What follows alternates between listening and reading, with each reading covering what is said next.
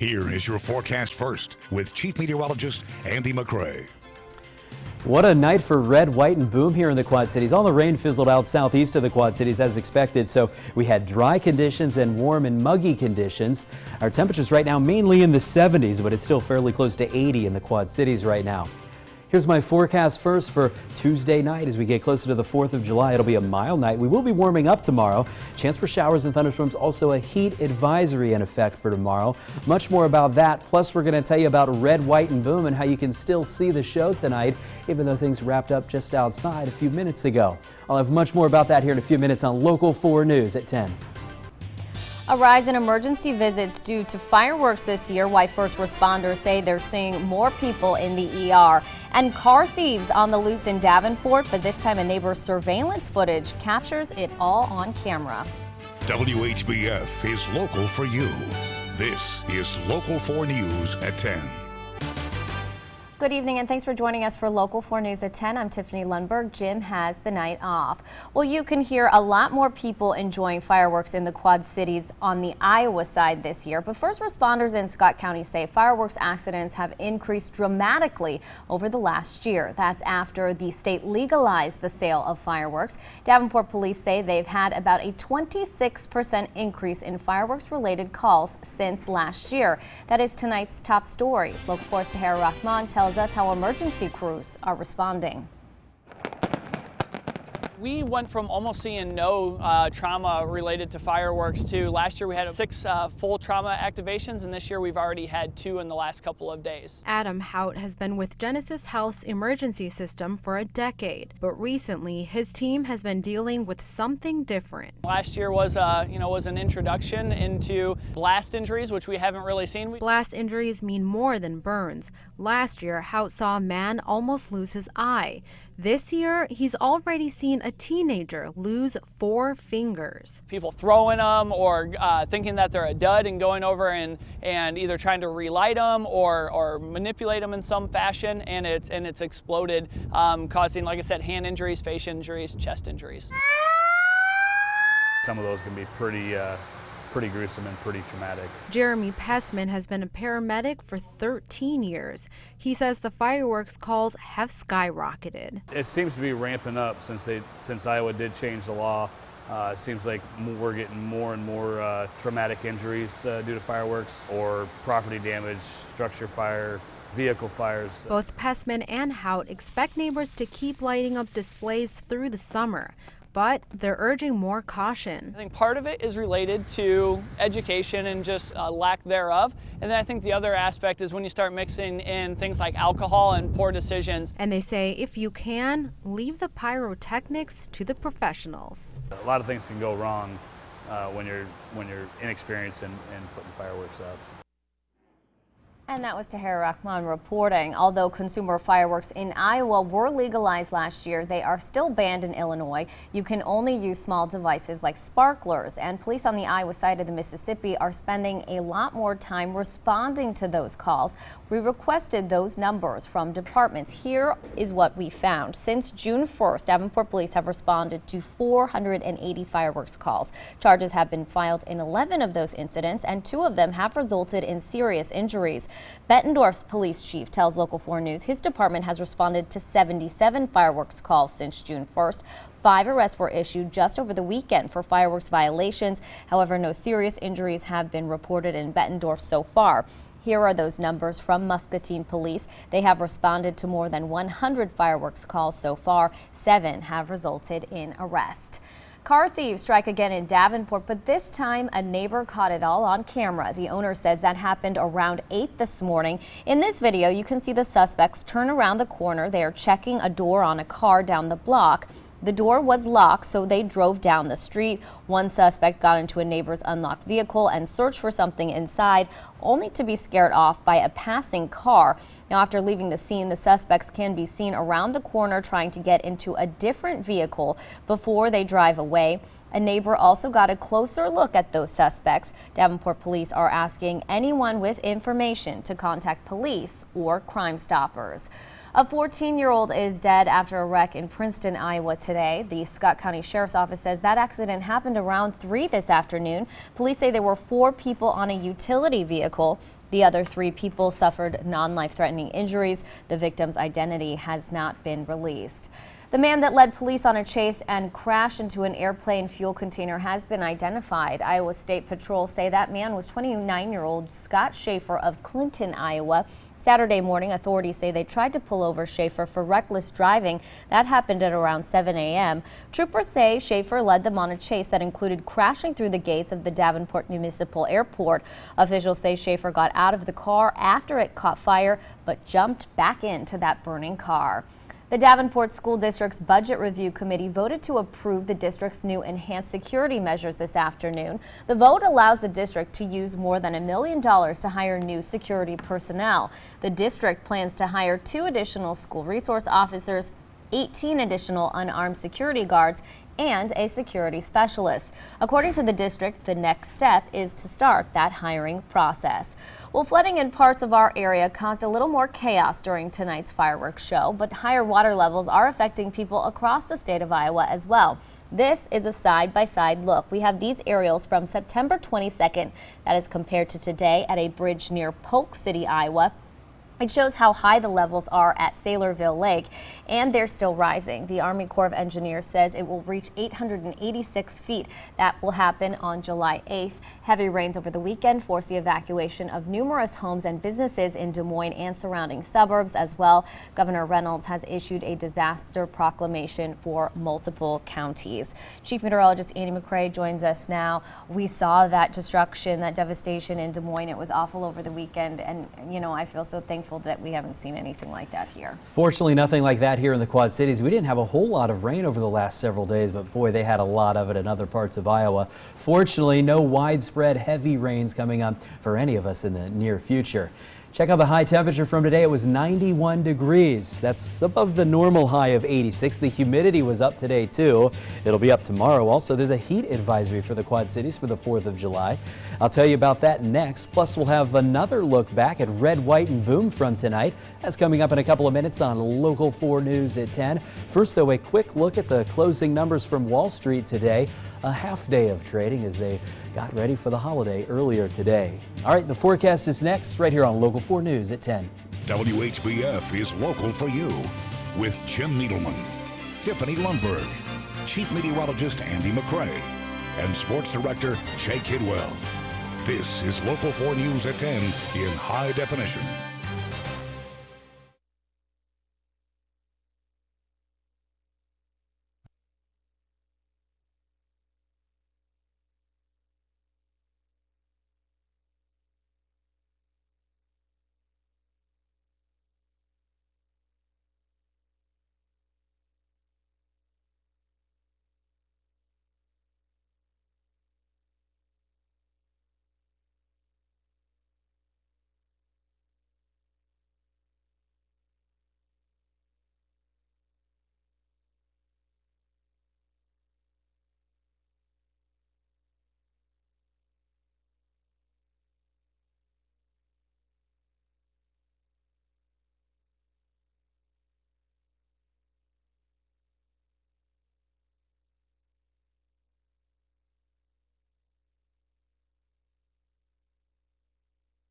You want everybody back out this way? Everybody back. I want everybody back.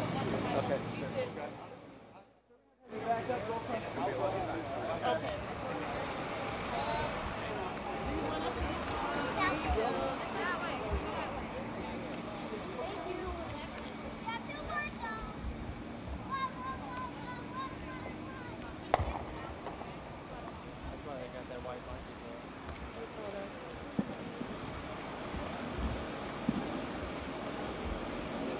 Oh, shit.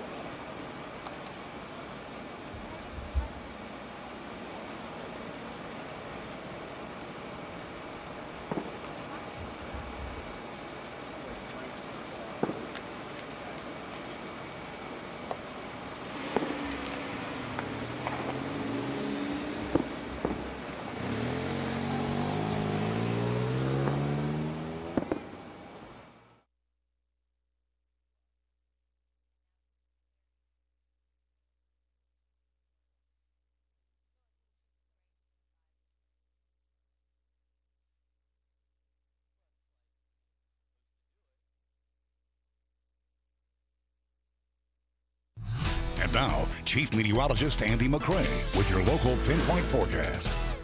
Things warmed up again today in the Quad Cities. We made it up to a high of 91 degrees this afternoon. That's 5 degrees above normal, and we should be right around 90 over the next couple of days, too. So our July getting off to a warm start, and remember, that's how most of the month of June was. It's 78 in Aledo, 77 in Muscatine, 77 in Tipton, and 76 in Clinton right now.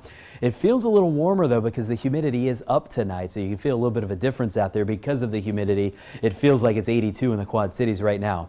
We are under a heat advisory. As of right now, it's scheduled to be just one day, tomorrow. I won't be surprised if this ends up going into Thursday also, but for now, a heat advisory coming up for the Quad Cities. So we'll have that dangerous heat and humidity coming back into the area tomorrow with heat index values between 100 and 105. So we've had weather like this already this season.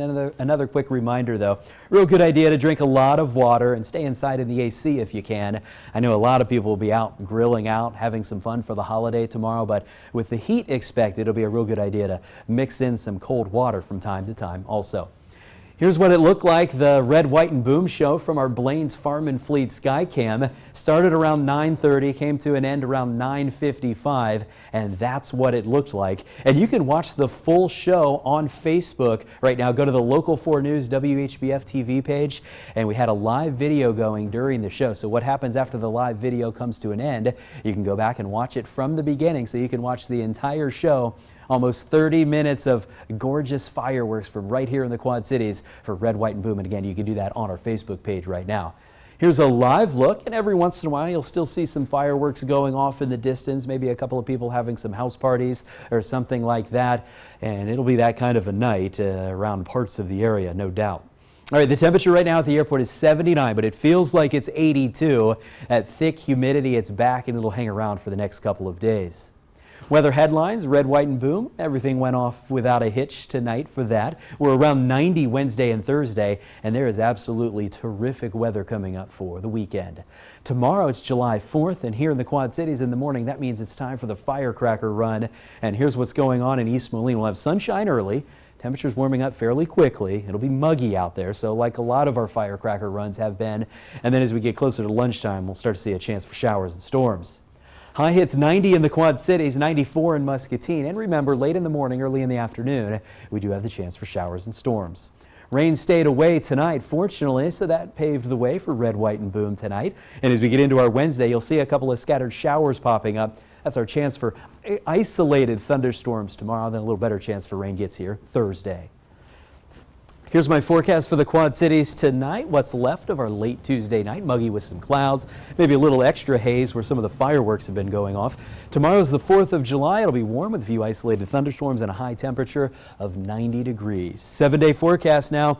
We're warm again Thursday, but it looks really good. Not just okay, but really good Saturday and Sunday. Lower humidity, a lot of sunshine, and highs that are below normal over the weekend in the lower to middle 80s.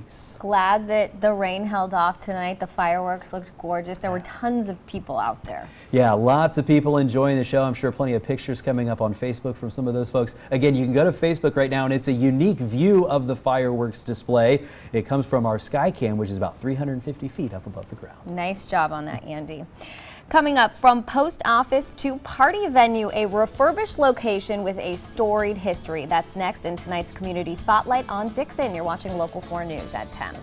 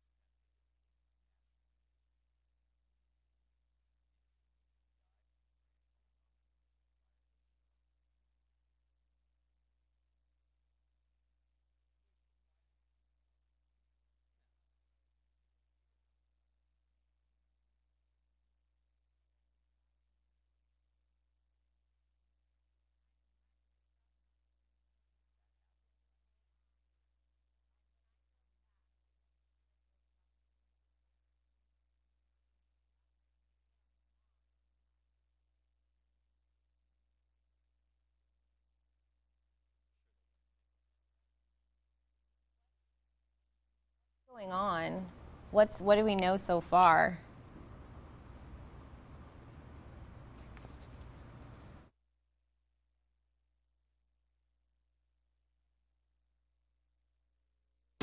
WHBF is local for Dixon and local for you.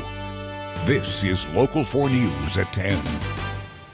People in Dixon don't have to look far for a glamorous night out on the town. Local 4's Grace Runkle tells us about a former post office that turned into the city's go-to venue. That's tonight's Community Spotlight in Dixon. The Post House Ballroom has stood tall at the corner of 2nd Street and Galena Avenue for more than a century. It's like a jewel here in northwestern Illinois. Kathy Reglan has worked at the Post House for 16 years. Learning its history has become her passion. It's just a beautiful, historic building. When it was first built in 1911, it was Dixon's grand post office, complete with an $8,000 revolving door, the first of its kind in Dixon. People who were hanging out around the outside and they noticed this young lady come in and go around the revolving door, couldn't figure out how to get in the building, so she went right back out. In the 60s and 70s, 2 different owners began to renovate the post office, turning it into a ballroom. At the time, white leather couches lined the walls, red carpet covered the floor. It was like New York Saturday night up there. Today, the Lee County Council on Aging is based on the bottom floor, but the top level plays host to weddings and parties almost every weekend of the year, with this signature lighting taking center stage. Not only do we have a beautiful chandelier, we have 2 beautiful chandeliers. But with that beauty comes a little mystery. No one knows where they came from. Some say New York's Waldorf Hotel. Reglan is still trying to find the answer. I just a week or 2 ago got a clue. But you don't have to know where they came from to appreciate their shine. People who haven't been here before, they'll look at the chandeliers and they'll say, wow, and I love that. And that's Reglan's favorite part of working at the Post House Ballroom, sharing her town with people from all over the country. They say that there were literally thousands of people here the day that the post office opened. Dixon was pretty important. We're still pretty important. Grace Runkle, Local 4 News. And you can find more Community Spotlight stories on Dixon. That's on our website, ourquadcities.com. Still to come, what's up for sale at Deer Run next week. Tonight we conclude our 3-part series on creating a classic. And how did the softball Knights do in their first regional game? Jake Kidwell has all that in sports. You're watching Local 4 News at 10.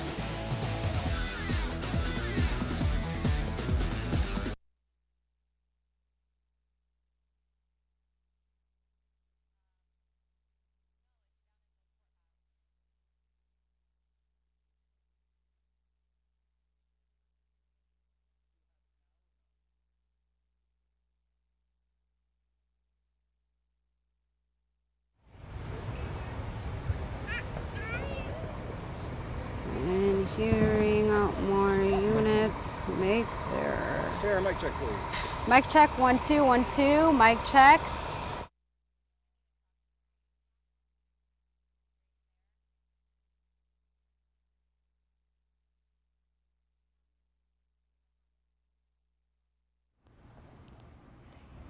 Is it numbered? Is it numbered? Because it's not showing up in my iPad.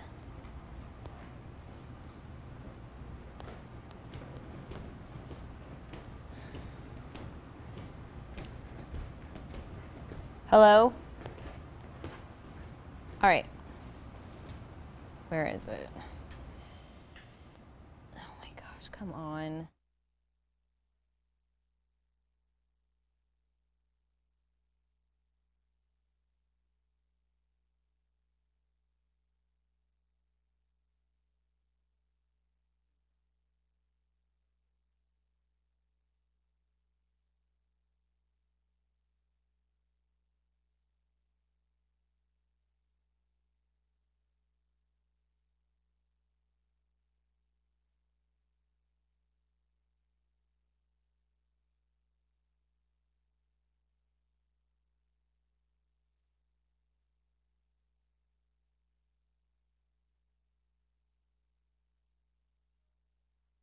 So I can see what it says because it's not showing up in my iPad.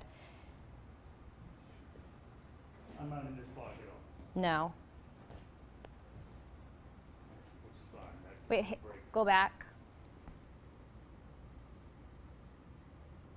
So all we know is that there's a tree down.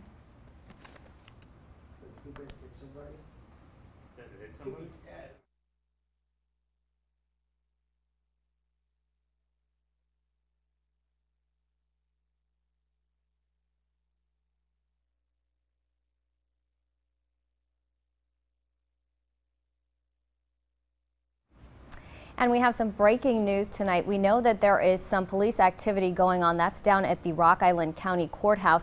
All we know that there is a possible tree down in that area, but we are going to send it over there live to local 4's Tahera Rahman with the details that she has uncovered so far. Tahera? Tiffany, we are standing right at the base of the Centennial Bridge near the Rock Island County Courthouse right now. As you can see, there are several emergency crews on scene. They have blocked off this part of 15th Street just off of Centennial Bridge. Now, there's not much police officers have been able to tell us right now. All we know is that a branch fell. That's all a police officer will tell us, but we did hear the call come in around 9:45, just after 9:45, and where that branch fell, there were crowds of people here earlier watching the fireworks for the annual Red, White, and Boom show. Now, as you can see, there are still crowds of people, dozens of people watching, many with tears in their eyes. I spoke with one woman who says she saw what happened but cannot relive that moment right now. We'll try to get in touch with her again after this, but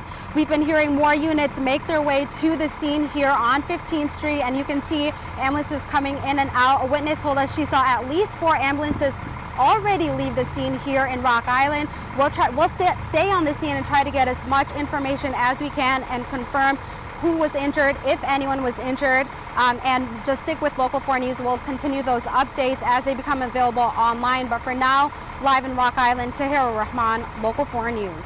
Tahera, thank you. Certainly a scary situation. We know that there are a lot of people out in that area tonight. We will be right back after a quick break. Stay with us.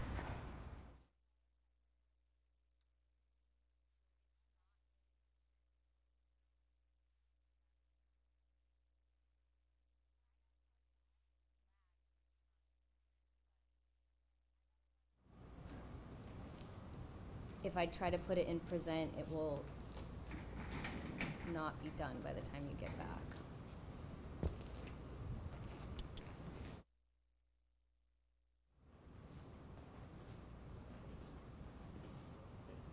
Your mic's open, Jake. Is it open? 1, 2, 3. Will you Okay. give me the other iPad? I'll try to get it into the other program that moves a little faster. I guess I'm thinking the VOSAT and the Assumption VOSAT and the JDC package. How does that work? Yeah.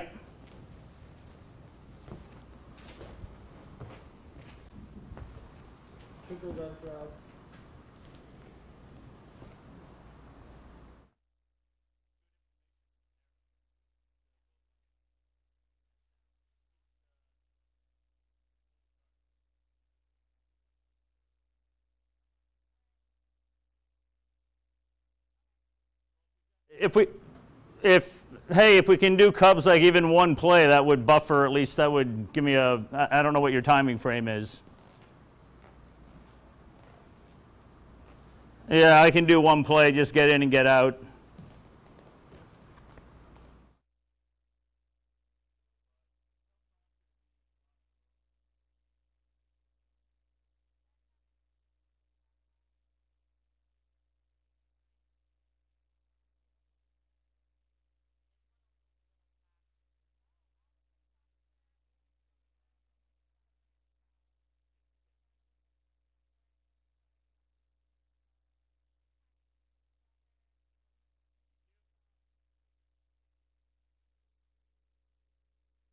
And now, from the GreenFamilyAuto.com sports desk, here's Jay Kidwell.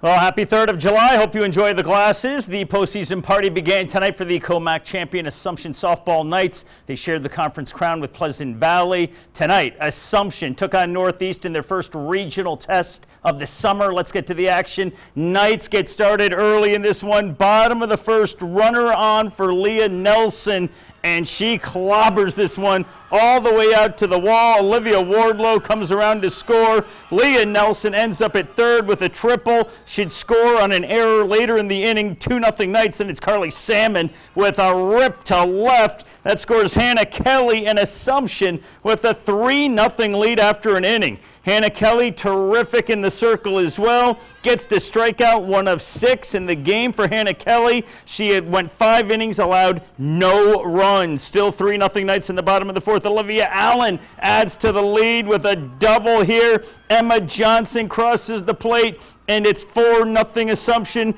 Same score in the 5th. Carly Salmon with another base hit, and it's Hannah Kelly scoring, and it was 5-0 after 5. Allie Timmons comes in to pitch in the late innings. She faces 6 batters. She strikes out 6 batters. Knights win big time, 7-0 the final. Starting with a lot of energy is very important to us because it just kind of keeps our mind level, keeps us focused on what we need to do. Can't take any team for granted. Northeast is a good team, so we needed to come in there with high energy and take care of business, and I think we did a good job at doing that. I think we approached the game very well tonight. I mean, that showed in the offense in the first inning, putting up 3 right off the bat. We had some very good approaches at the plate. We had a scouting report on the pitcher, kind of had an idea of her pace of play, and the girls did an outstanding job staying back and hitting the ball hard. A lot of teams can come in and just look at records and say that, you know, one team should win over the other, but at the end of the day, you know, anybody can beat anybody, and that's why we play the game. So it's huge for us to come out and set that statement and score early. It's my job to go in and throw for the first half of that game, and then Allie's going to come in and finish, and she's going to be the perfect complement to me. So for me to just come in, I just need to stick to my game plan and do my job, and I know that she's going to do her job as well. Big win for the Assumption softball team. How about the Cubs taking on the Tigers at Wrigley? That gentleman celebrating his 80th birthday at Wrigley, and Jason Hayward coming up with a great catch in the right field corner, and the Cubs were down 3-0 early, but they would come back and get the win. 5-3 this afternoon over the Detroit Tigers. Scoreboard time, White Sox and Reds, they're in the 12th inning in Cincinnati. They've canceled the fireworks because it's after 11 o'clock in Cincinnati. Diamondbacks lead the Cardinals 4-2 in the 6th inning. Midwest League River Bandits were suspended in the 6th, actually because the lights went out. That's why that game got suspended. Clinton beat King County 5-3 the final. We wrap up our Creating a Classic series with our 3rd installment. We've heard from Tournament Director Claire Peterson, gone behind the scenes with those who helped to make the course ready to host a PGA event, and now we bring you a look at the merchandising of thousands of T-shirts, hats, and other apparel. It'll be at TPC Deer Run next week. Dan Vasco tells us why it's nearly a year-long process. They call it the Fan Shop, a 2,500 square foot structure right next to the 18th green. And come tournament time, this will be transformed into a full-fledged retail store. A lot of our staff comes from the retail side of things, so you look at shopability, traffic patterns. There's a lot of thought that goes into it, but yeah, it's all about the shopping experience and creating an experience that's inviting to the fan, but also has them leaving with exactly the product they're looking for. Dozens of boxes of merchandise files in each day full of apparel catered specifically to the John Deere Classic. They look at market trends from colors, from different fits and how it fits in with the specific market, here being the Quad Cities. It is a long process, it's a tedious process, but we make sure we do everything we can to leave no stone unturned. Obviously, green product works pretty well for us, so we bring in more green than any other color. Upon arrival, the boxes are sorted and brought downstairs for storage until they're ready for display. This goes back 4 or 5 rows deep, all the way up to the ceiling. While the shipments come in just a couple weeks ahead of the John Deere Classic, this is anything but a quick process. Orders were placed as early as October of last year, and it requires a staff of 35 people, including various vendors and PGA interns, to make this all possible. They will actually do a lot of the counting, helping me get a fresh count of what we have.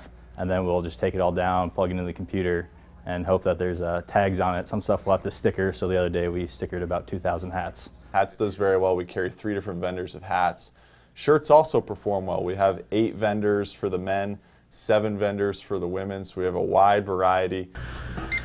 Scheid says they expect between 4,000 and 4,500 transactions to take place during the course of the event, a lot of sales that help contribute to a bigger cause.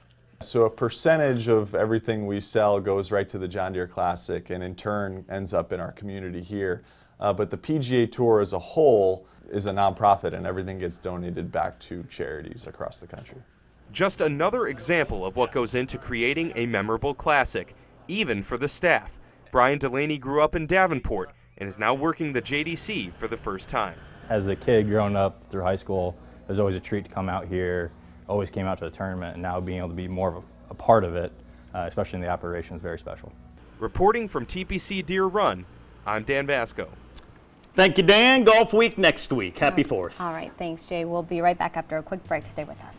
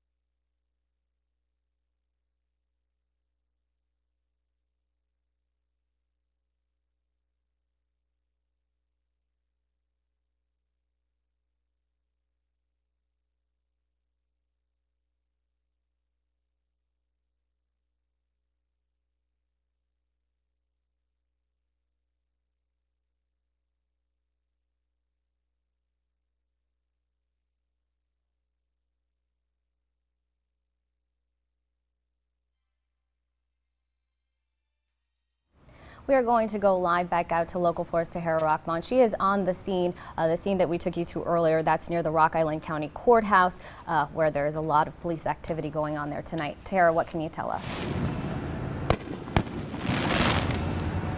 Tiffany, we are still at the base of the Centennial Bridge in Rock Island, where the bridge is shut down Illinois bound. Now, all we've been able to confirm with police officers again is that a branch fell. I did speak with 2 witnesses who say that they heard screaming start shortly after the Red, White, and Boom fireworks show began. And that's all we know at this point, that the branch fell, people were screaming. We'll have more updates as they become available. Ambulances are still on scene. We'll try to get that confirmed and online. For now, in Rock Island, Tahira Rahman, Local 4 News. All right, Tahira, thank you. Certainly not the way we wanted to end our holiday weekend. Thanks so much for joining us. We'll catch you back here tomorrow morning. Follow Local 4 News 24 hours a day on OurQuadCities.com. Hairstyle